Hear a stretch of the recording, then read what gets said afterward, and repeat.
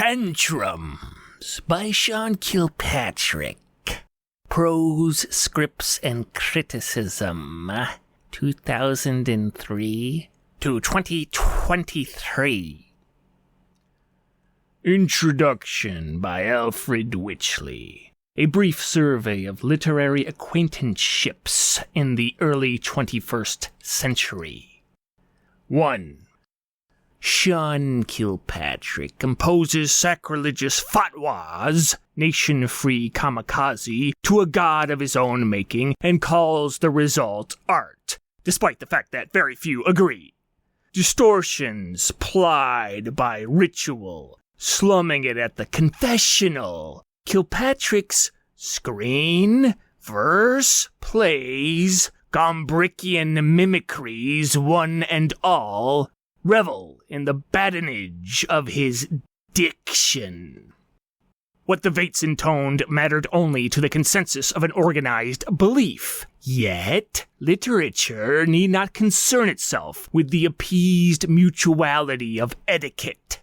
Disdain for pretense in the name of naturalistically fuller orgasms hinders many a quality pursuit on paper. People who snub showy wordplay wish they, not their lines, were the belle of the ball.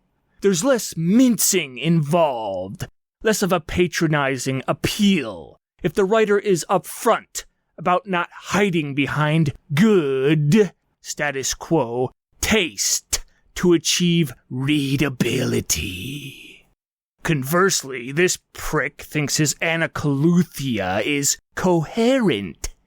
The 20th century converted language into hamstrung terrorism, a component of the bomb, atomic drivel, meant to stress its parishioners. Kilpatrick, reared 1983 by a modernist, post-hyper materialist church of porno that maimed her priests in infancy, punked them into an experimental fugue, struggles to be his vile century's John Davidson or John Webster, prithee nay. Devout to the point of expunction for a mishap everyone else abandoned long ago, he renders a quite smeared brand of mannerist informalism, spruced up spasmodic poetry, Longinian pap, in defiance of, I guess, himself. When the algorithms delete him from your phone, when the 3 libraries detaining his books cancel their circulation, you may continue being indifferent about the thousands of minor writers the uber-political 21st century hatefully incubated. For every blown-out 20-year list of publications, 5 random faux troll artists play sociopathic games on you publicly, their names escape. 5 serious attacks from better published people appear, keep saying their names until your mucus is the only bright light they got. Then vague neighborliness from most others, 5 or so friendly nods, 2 of whom become regular contacts. Colleges disdain creatives and their publications, and are lying if otherwise stated, in favor of theory, employing us begrudgingly, if ever. I will speak nothing of what happens when writers date. One heck of an equation for harikari. Promoted or not, the ceiling for this shit sports a ratio of 1 like per 100 views. 1 in 1,000 actually mean their clicked appreciation, and 1,000 views won't happen. The following amalgam of Kilpatrick's grievous dramatic coloratura, augmented to the sparkliest maxim, must do to excuse itself as a successor to these trials in the vacuum. Reduced by any culture, indeed any biology, to an obsolete hobbyist, he parted with money, toiling arrangements into fatigue, for no reason outside pure fatalism. Imagine blundering from series reach to a stage enthroned by litter in some Detroit alley. The players, making lofty addresses to a collection of needles scattered underfoot, burnt houses for sets, out-pronounce errant bass blasts. They don't bother with an audience, who arrive confused and frustrated, if at all, uninformed of when the action begins or finishes. Kilpatrick wants his art tries to jump you. Prepare to come away unscathed. He strives in vain. Luckily, you have better things to do. Fuckscapes is of interest solely because the book stays out of print where it belongs. The colossally pansophical and brave Roxane Gay grazed the issue CIA front HTML giant with a never once condescending defense on behalf of idiot owed, quote, fist-fucking rules, unquote, when her tribunal of feminists voted loosely in the poem's favor, ingratiating their reasonable in 2010 before they were granted outright dominance agenda. Meanwhile, no one asked why a tribunal for any piece of writing was called in the first goddamn place. Their intention wasn't to flatter poetry or to kindly gain poetry a readership with manufactured controversy. Power was their only goal. Busy being 20-something, spending tons of loans on girls who feigned interest in him, Kilpatrick ignored strategic damnings with faint praise, much to his mental detriment. He even believes in the absurd beyond his own scribblings, ridiculous, unfounded falsehood that, post-2014, one email from state-backed progressivist mobs could convince almost any literary press, even tiny ones, to banish a writer. The play, Fuckscapes the play, huzzah, failed. Staged in a ghetto, an actor was wounded, allegedly. Oh, the intention was to expose misogyny, never to indulge in it, I assure you. Shrunken, apologetic voice. They really are accomplishing justice, these mobs, if they exist, and they don't. Whether or not the collateral of their Machiavellism catches up with them. Suffice it to say, the wild early plays of Sam Pink would suit you better. Gil the Nihilist was ushered into production on a woke, complicit press that self-immolated in fear of its own innocuous moniker, off-genre brand makers with a bent template for success, plot and concept over-amplified euphuism, where it malingered with the rest of Kilpatrick's early unformed efforts, neglected next to a plain number of others, cult successes, save his. The book was rushed and under-edited, but if you're patient enough to give an aphorism its due, there exists a few prognostications against the politically correct folklore that soon contributed to the suppression of any writing like it.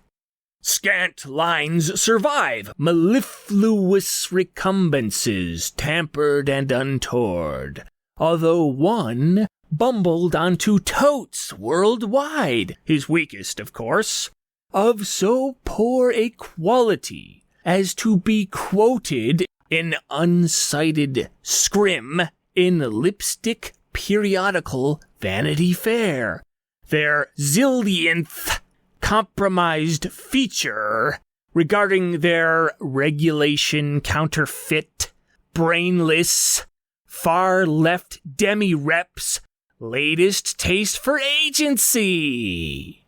If only we all possessed the plebiscitary dearth to become the standard placard behind such a mind. The world as plague, populated by sponsored insurrections and millennial machinators, quote, autophagic, autolytic campons, unquote, Kilpatrick extracts his own amen, straddling cacti since 2013, Gill's release year. Terribly, his writings have been published in magazines, averaging one unique placement a month since 2003. Hazily, accidentally calling out neo-Marxist bastinados before they ruled the scene. This sitcom glimpsed the zeitgeist through a pinhole, gorged on fractions, and brought aid to nigh a soul. Sir William Forsyth's freebase nuptials, proof Kilpatrick won't be inviting you to play with his action figures, is more warped than your typically smart, kooky, quirky, safe and marketable fandango with nostalgia, yet not above catering to that capital. A threnodial and crack-headed take on or against Ready Player One, already in screenplay format, aiming itself at or around via an irony that will disappoint in one fell swoop fans of academic abstraction and enthusiasts of the thick Ubermenschen who inhabited Z-grade 80s action flicks. Stuck festering between brows high and low, Kilpatrick's instantaneously ignored struggle with cultural iconography and torqued lines inflicts potential readers with his weighing mural on a bathroom stall. Another so-called author falls victim to the technological capabilities of their word program, as Gary Lutz implied about his, neurotically, more so than he is, if possible, fastidious imitators. Between the Lycian consecution saluting everyone from Stein to Beckett to Will Eno inside the stretched rectum of what a sentence should or shouldn't do, aside from the crime of adding to that style an intertextual bezoar of fluffed avant-pop maximalism, the wannabe Shakespeare of guitar solos, juxtaposed with a general fetishism of the personal, boy, have Kilpatrick and his Byronic belly had some relationship issues, as I'm sure he'd openly and insufferably elaborate after one drink or none. The plot at hand, as a sort of simple, if parodic, airplane absurdism folded into a postmodern diaper of self-imposed bleakness, holds a snippet of entertainment value, and a collection of snippets is what his writing is. It might almost be worth the afternoon Kilpatrick demands of us, if you have the luxury to parse your pet's feces for the plastic flower they might have swallowed. The man bemoans his lack of love from others, as if the expectancy of his own worth has ever earned him anything longer than an uncomfortable hug. The characters herein suffer that reflection atomically. A demonic version of William Forsyth's lampooning an old alt-lit trick, monotone litanies of a famous name, Richie Madano, from the surprisingly effective and occasionally accidentally marvelous with its sublime, abject, summary execution of an innocent woman mid-traffic, violence portrayed with horrendous moral weight for once in one of these dumb films, setting off a rampage showing more than a little contemporary relevance in its supreme nihilism. Seagal vehicle out for justice, made before Seagal was a joke, has been, spoilers, resurrected from his ill fate at the end of those doings into some 90s dystopia of retro archetypes gone wild. Demented appropriations of several dead or soon-dead celebrities abound, howling to us from a time when their lewd privileges went unchecked across the arts in a hedonistic mania of gratuitous glee, before social media neutered them into a cavity so deep it still brings envious drool to the lips of every Catholic. Infuriated that his beloved has forsaken him to start her own business, taking other lovers in the process, reason for revenge being, I suppose, if the attractive sometimes stoop to ugly and clingy losers, they should commit to the relationship exempting the petty pathologies we all share, or watch out. William Forsyth, later knighted by Michael Jackson, the Prince of Crack with a crack pipe, such as the loogie we're held under, finally captures his nemesis, Seagal, lecturing him instead of killing him in movie villain fashion, but with the more interesting motivation of going on to track down his, Seagal's, son to violate its corpse atop Dad, to please both Jackson and his, Forsyth's, cuckolding lover, and to impose himself upon the world. Here I should mention the book is dedicated to Carl Panzram. The characters may be alive in a distant future, educating themselves with the kitsch of found VHSs, playing out these dramas as pointlessly as they are written, or as any of us might live them. Bush League and Washburn? I'd say hang a portrait of Jordan Peterson above your toilet and try again, but sometimes you can clean your room until constipation becomes a way of life. Kilpatrick will never be granted, praise God, an inch of power in the publishing field. His silent blacklisting was earned, and he bankrolls the type of pathetic chaos in which death threats may or may not live up to their potential. Not that he's a great danger physically, but where there's a malevolent will, there are endless ways. Anyway, he'll likely be taken down by a small army of scandalous stories, half probably made up, and the other half given improper and hysterical creed by the internet, if more than 10 people ever read him. Or so he says, proof of guilt, sans context. Comic sans context. Call the FBI forthwith if you find mention of one of his ilk publicly apologizing or confessing to any recent consumptive uptake in antidepressants.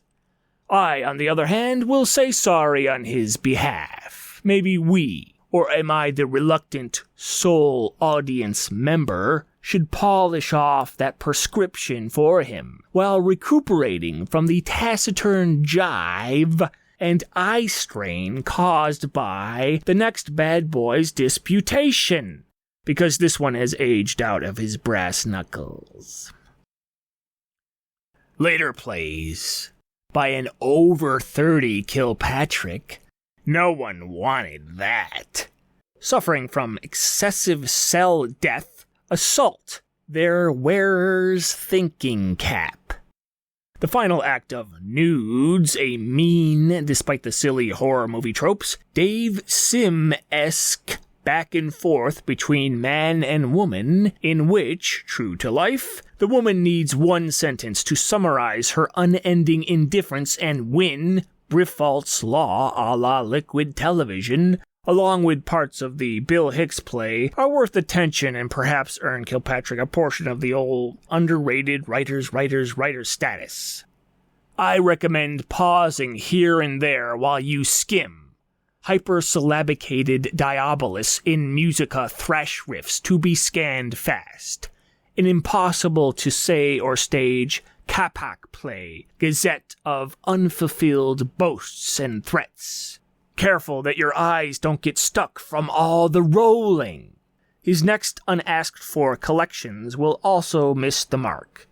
Toward the end, to celebrate the close of the 2010s, the lamest decade in history, he tends to rhyme. Forgive him.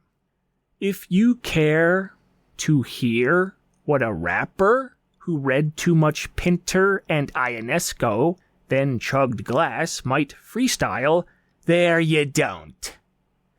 Not much is germane to our serial killer poser, our winged hussar reenactor, an analog Felician Rops, insurmountable fabrications, symbolist porn that ornately, cultishly scribbles itself just enough legible to cause cramps, topical for the taboo alone, Pizzagate in a landfill, universal prison yard transvestitism, The ironic, purposefully tenured, self-aware theatrics behind Gen X programming, the revenge of style over substance without diffusing too ambient, a sick tribute to the Enlightenment or the Information Age, whenever humanity slipped under its own microscope slide, which, again, the 20th century exposed as rancid.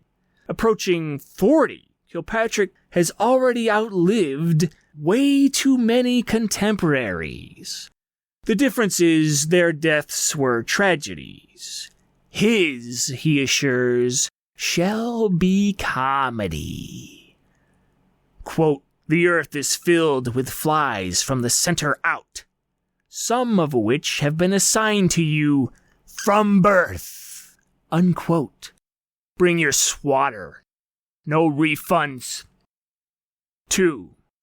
Before the Kumbaya Brigade splintered fetish into niche, culture into campaign, either vengefully revoking with great humanitarian profit, or unwittingly fulfilling to the point of invalidation every retro, irreverent, postmodern, absurdist taboo, before 9/11 inspired elvish sincerity, situationist détournement, pranking reality, parody stayed only 30% on the page and wasn't our entire life experience yet.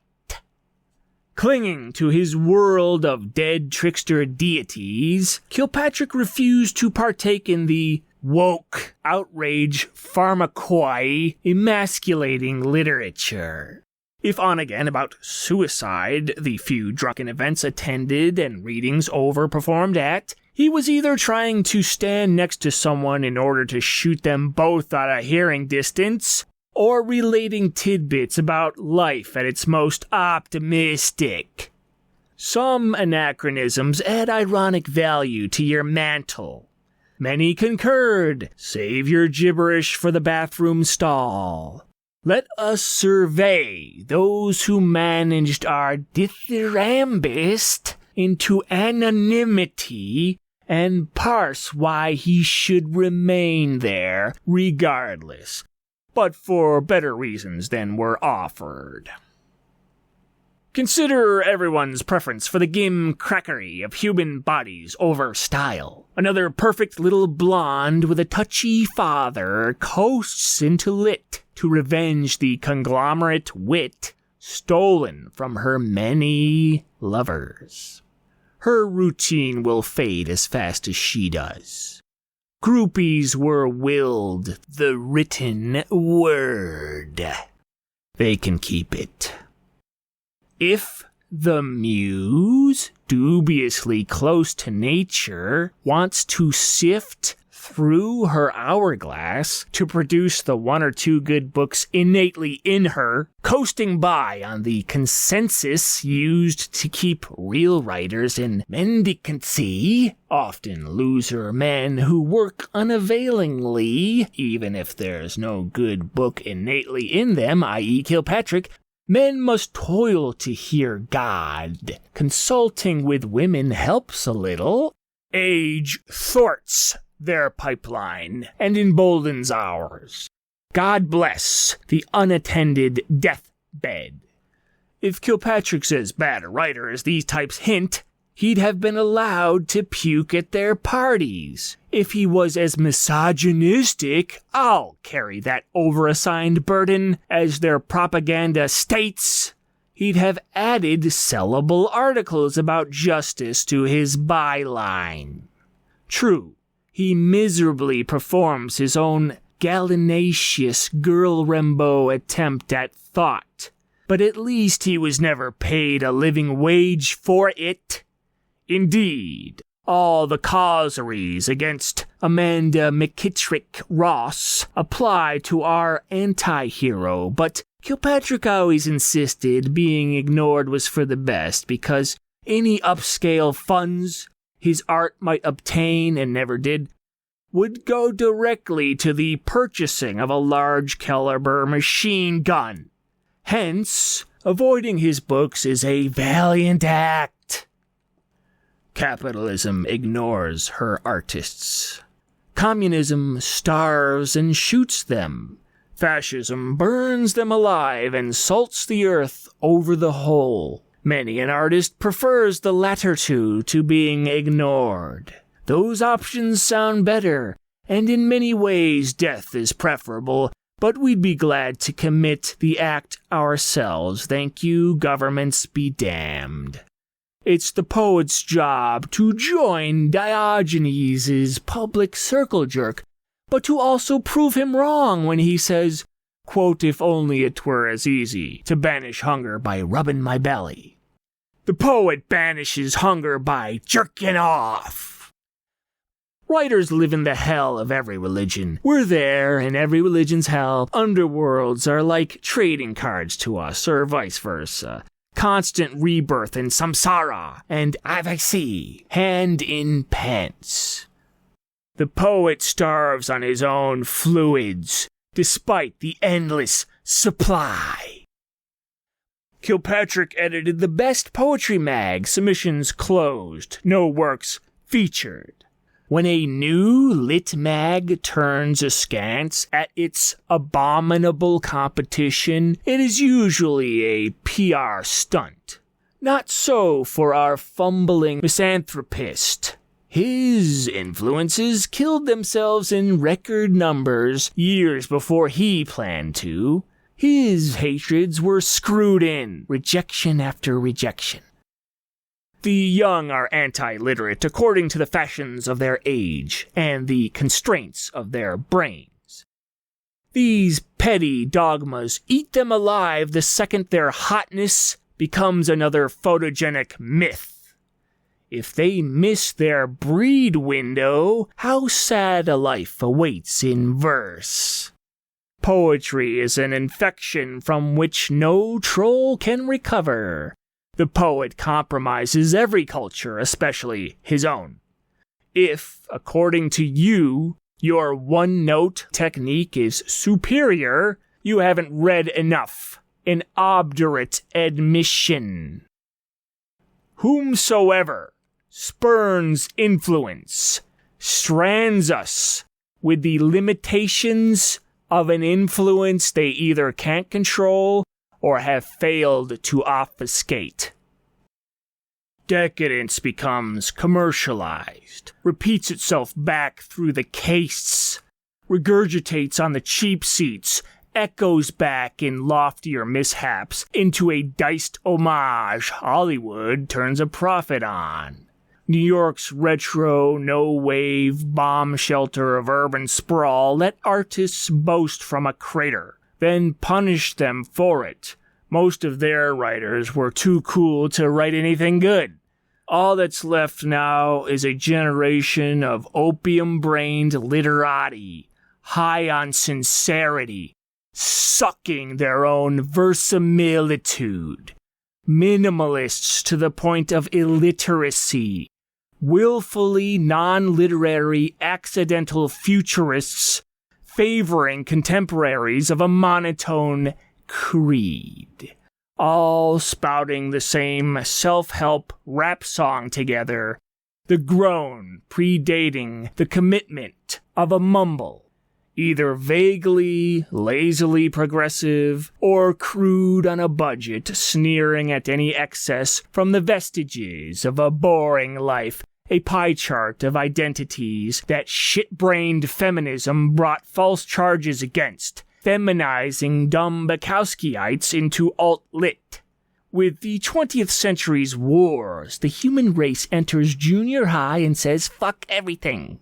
By the 2010s, we enter college, traumatized by every fart, and cry, save everything. The 2010s, a social studies class gone to rot. The politics of an uncovered sneeze. People begin to wobblingly conspire against the looted coinage they're sat upon in the name of manifest guilt. The angry gods of social media demand their weekly sacrifice. The television gods just wanted you to buy stuff to look cool. The only way to foil their Machiavellian tactics is if mass cynicism discloses every optimist. Grifters by default, automatically enrolled in the electronic commune.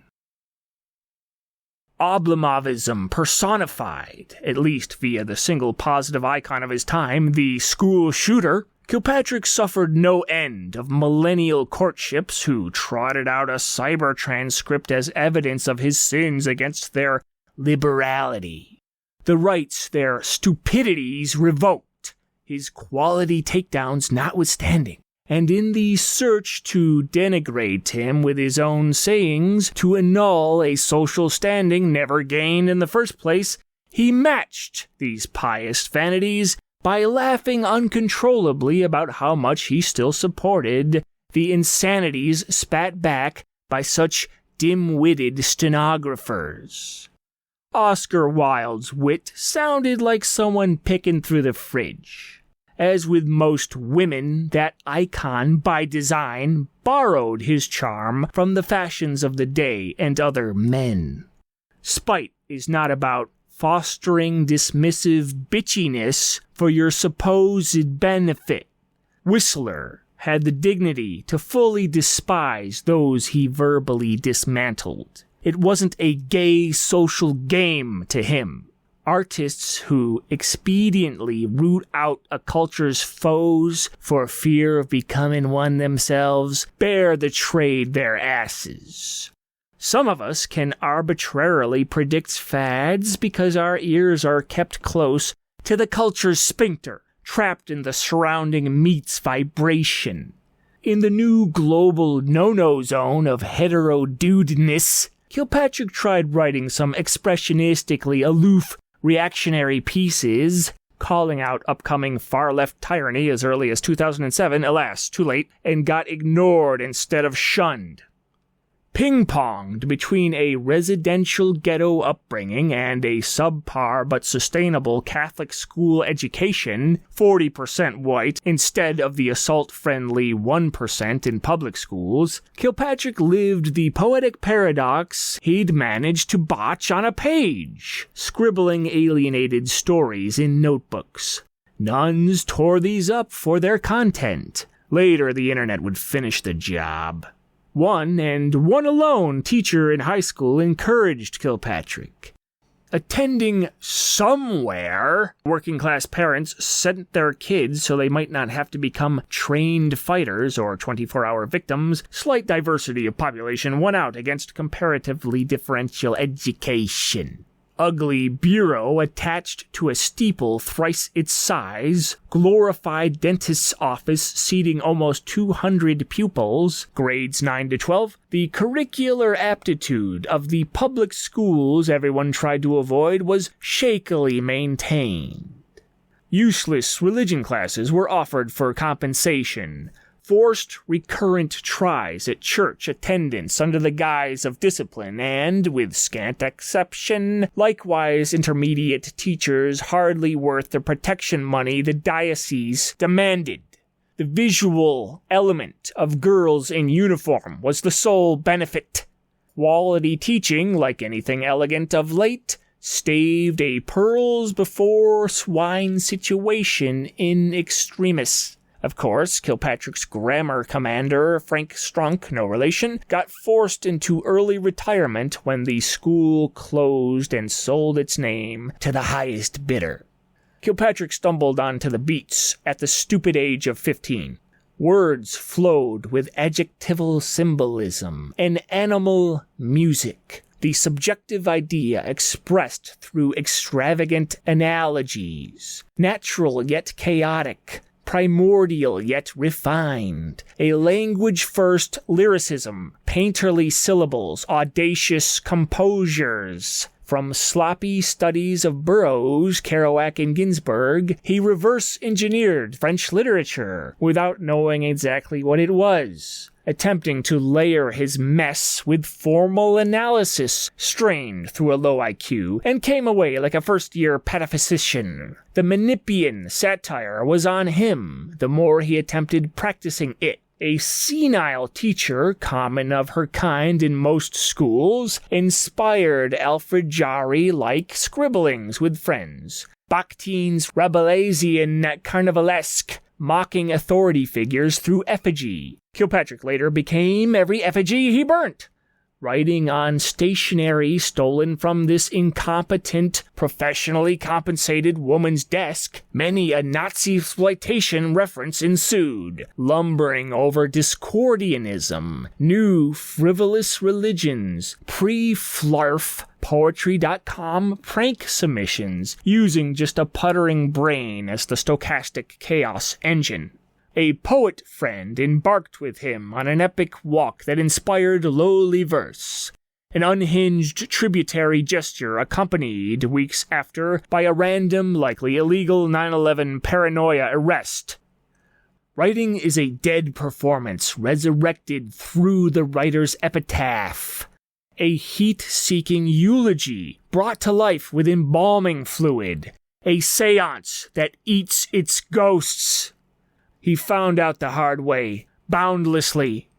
John Bunnell stood in a crowd of one outside his community college's administrative building, holding a placard favoring free speech. To add to the sardonic revelry or masochism, he'd gagged himself with duct tape, caught along his white beard, swallowing glue. He made himself a daily fixture, all bondaged up with zero support, no motivation beyond a career stolen over nothing. Bureaucratically suffocated in the sphincter of an institute, catering more and more to the idiot whims of students they succored, with predatory loans, into believing whatever nonsense made a passing grade happen the easiest, Bunnell had the audacity to dive down the English language balls first, with inspirational passion, obsolete to the corporate academy and to the future retail workers pranked with a degree. Generation Retail. He authored a vicious apologia, a satire of the young lady who cost him his job, for swearing in class, not angrily but to underline the language lesson, and snuck it online to a GeoCities site, 1998 AD. It was a time when complaints about the malpractice of his firing garnered enough news attention to get him reinstated, not cancelled. Bunnell, the closest thing to having George Carlin for an English professor, before the counterculture seasonally memed Hicks's antagonist of Shock Test and Carlin's anti-PC-ness as shit-libbed, was in full victory mode, reinstated by force to quell media attention. No one in the class that semester turned snitch. Bunnell patronized the silly poetry open mic Kilpatrick hosted, tolerating his eager students' Sadian reveries. An unstable poet is bad for anyone's cause. Nevertheless, Bunnell read a beautiful piece about cleaning his mother's stoma on her deathbed. A year later, the first of many cycling political correctness revenge schedules had him suspended again. Now the Bonnells are all dead, and their false accusers live on, trending heartily. Next step social inspiration arrived in the form of a funky psychologist pal, 20 years Kilpatrick's senior, who attended open mic poetries to scam cunt. A professor. Kilpatrick never took a psychology class, thank God, but worked as a test proxy. Fresh off a divorce from a woman who asked him to stop writing, he lived in a crumbling motel in the Cass corridor. Kilpatrick, robbed, beaten, arrested, nervous beyond a reasonable nervous system, armed himself well while visiting. They drank and toured the blight Kilpatrick didn't want to revisit, having grown up there. The psychologist viewed ruin with humanist motivations. On the potential of humanity, they politely disagreed. His friend was Me Too'd before it was cool over a co-worker's sext and died not long after, either from a dipsomaniacal clot fused in his brain or suicide by car. Humanists fuck. Nihilists mistakenly lock onto a supposed exception against the world they're so vehemently allergic to, which is why the same pal nearly screwed all of Kilpatrick's nitwit women. They ran open mics on a giant road snaking through Detroit, able to maintain an archaic beat flavor because the coffee house was just outside the city, clientele being terminally solipsistic white trash bipolars as opposed to slam poets. They hosted fake debates in costume, shouting poetry in place of hot political takes. Kilpatrick walked a leashed, skinned rabbit on stage. Random dildo auctions occurred.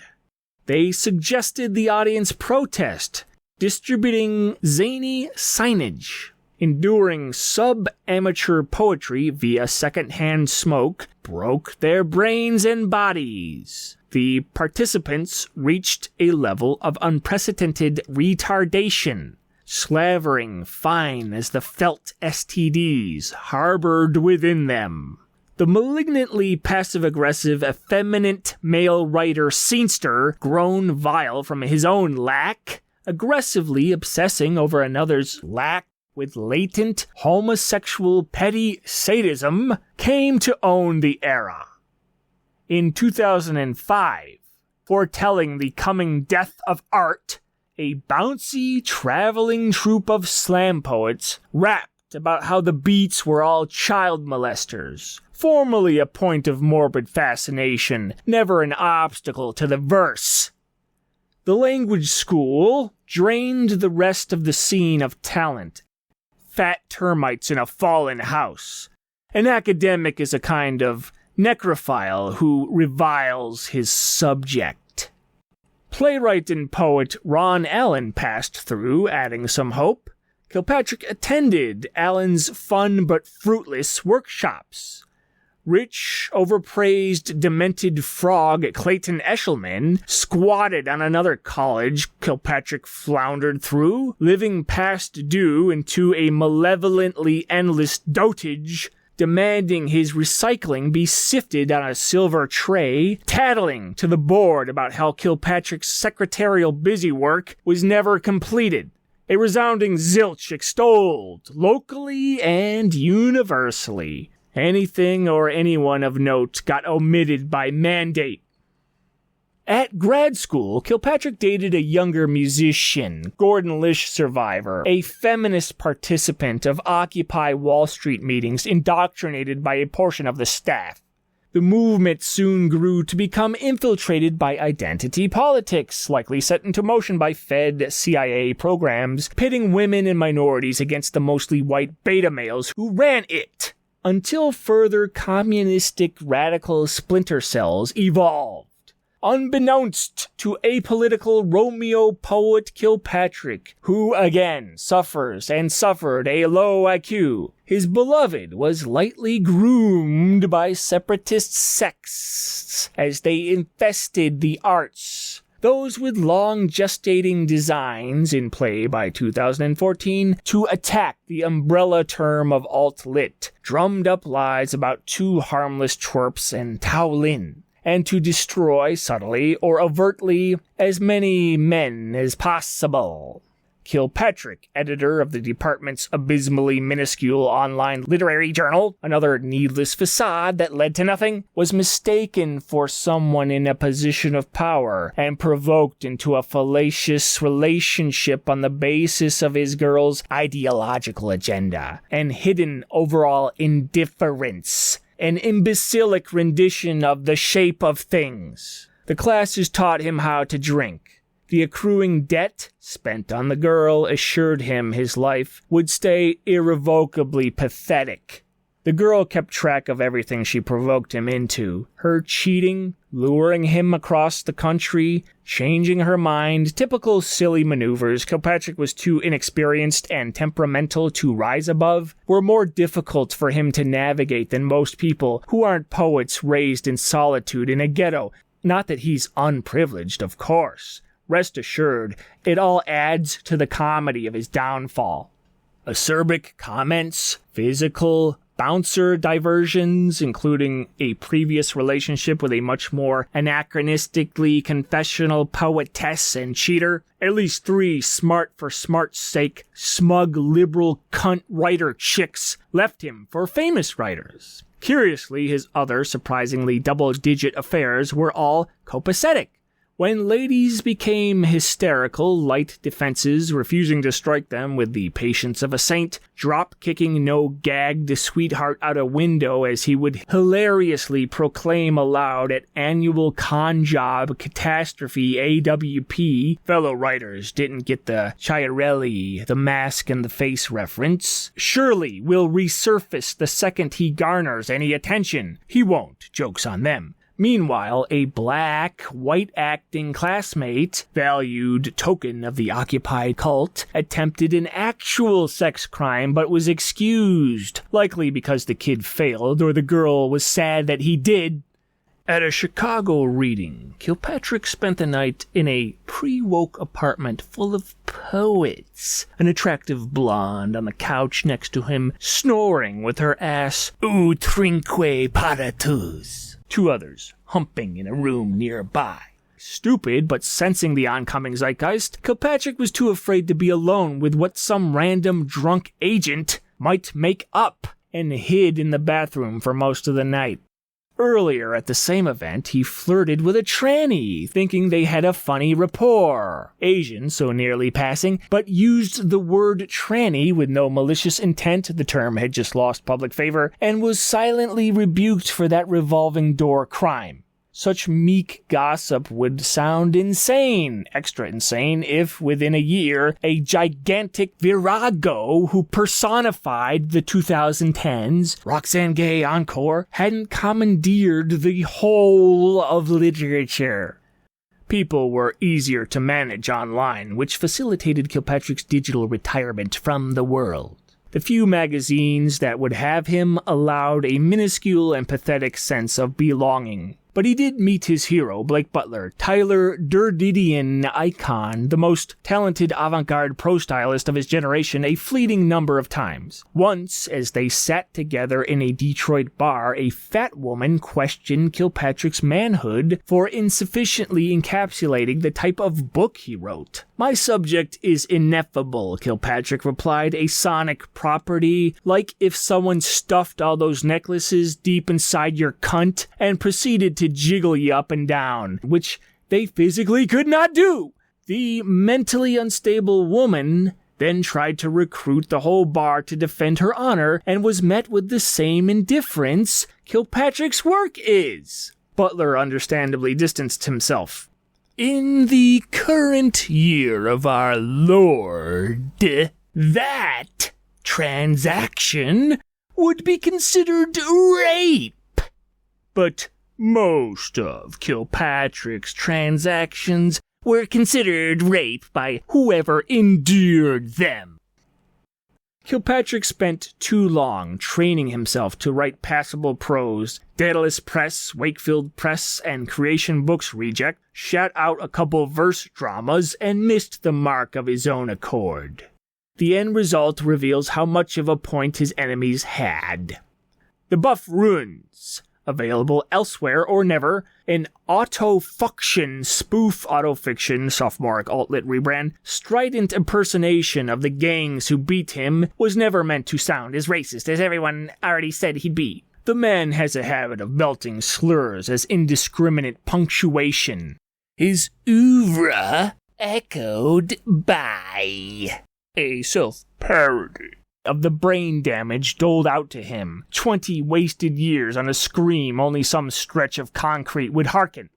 The Sucker June saga concerns a homeless millennial. Millennials as a subject are automatically satire, who resides in underground tunnels, inspired by the cult of another homeless monster from his youth, after possibly hallucinating the slaughter of his family and girlfriend, as he uses a pipe to cut a baby from its mother in the name of the CIA, then proceeds to raise the girl in groomed seclusion, violating the poor thing once she's developed so foully that they fall in love, whereupon she breaks his heart, then being placed in a dog kennel enduring a series of rapes where gifted the incoherent POV of the dogs, Kuntz's French intensity, or if Bataille fell down a well and wrote woofin', bestiality and pedophilia vying to be the internet's predominant motif, who are possibly also their feral and mutated imaginary Edward Albee children, she returns, girl bossed up, her dream death fantasy mid-pummeling. Or she's his own reversed mental broadcast wish fulfillment prank on a sci-fi device ran by future streamers to accomplish revenge with the help of a similar simp.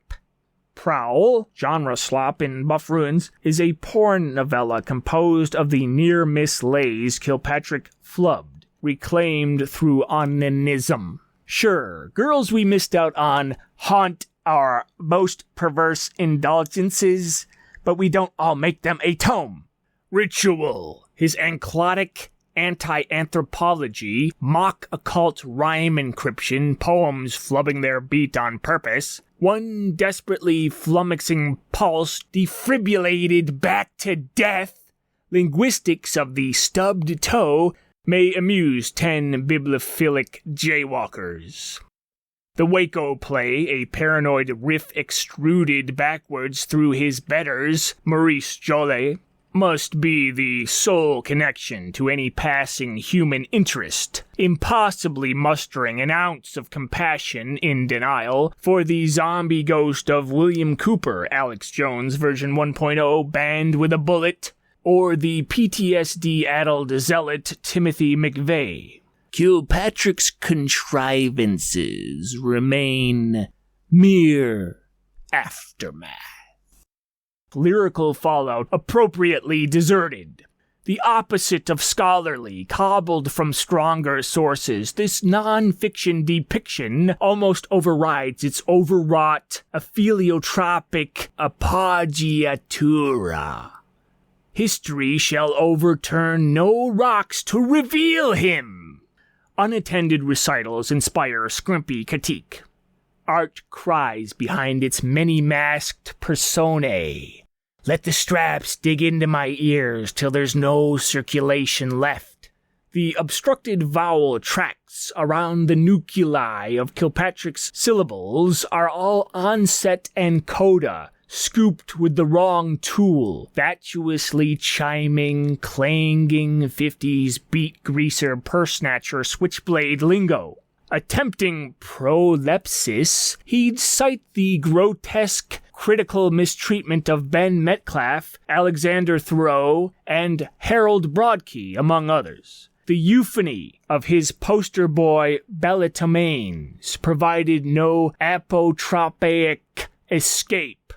The roosted truth was he grew up fat against all odds, despite the fast metabolism lifestyle typical of most working-class galoots. Unlettered ones, fetishized by all insouciant Zen flake part commie writers failing today. A brief photography detour in a county morgue didn't quite fill his balls in, nor could years of college assist him with thinking a thought to fruition, sans self-suck philippics, warped into a lingual uniform for polytope to hide that he was a shabbily supported midwit, demence-free since '83.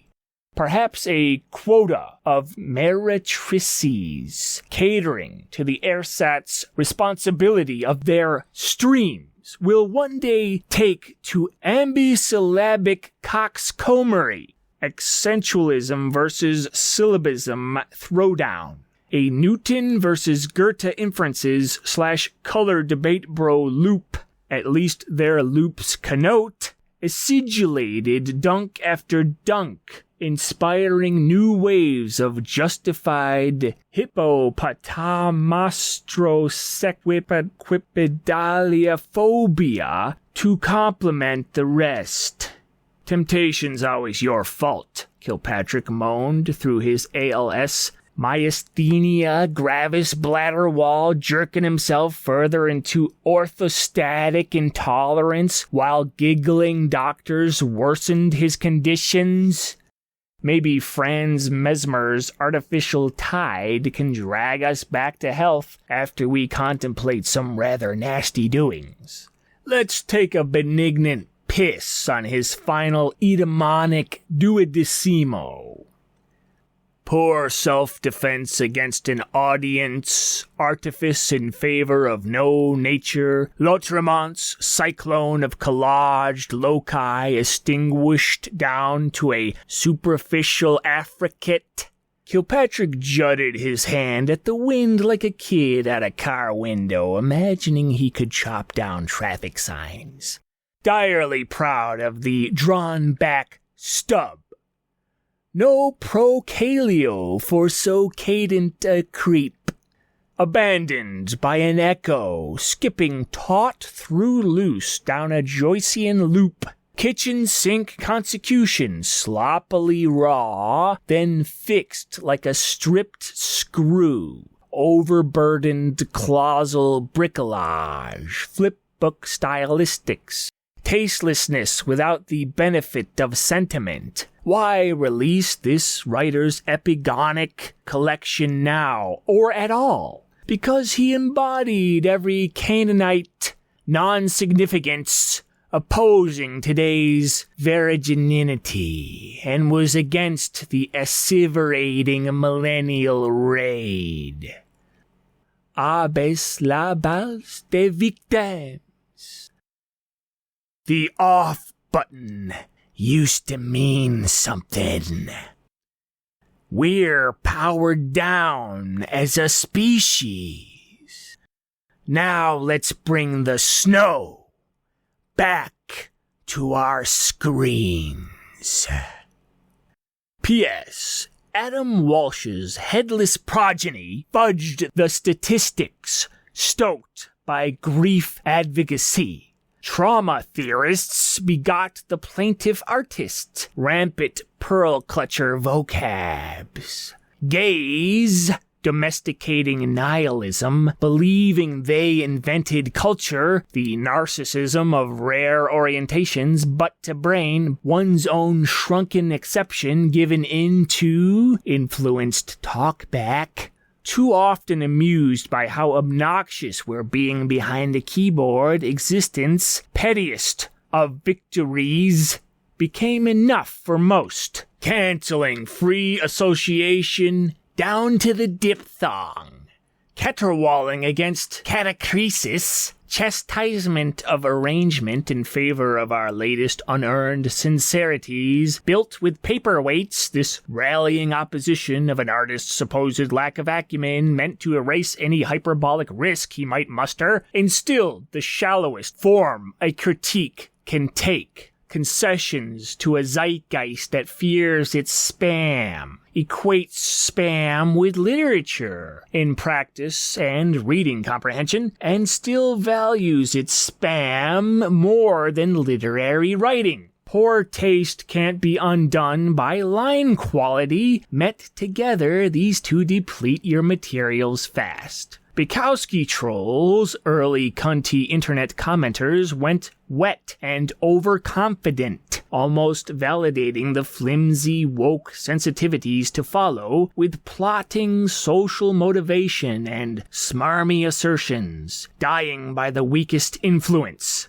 Wokesters survive as a living parody, gaining numbers the less aware of themselves they are. They eat each other alive and shit more followers. Similar to how women are good at falsely accusing you of just wanting them for sex so they can operate you away from that capacity once they've decided to string you along as a friend because they moved on to another man and are done pretending they want you back.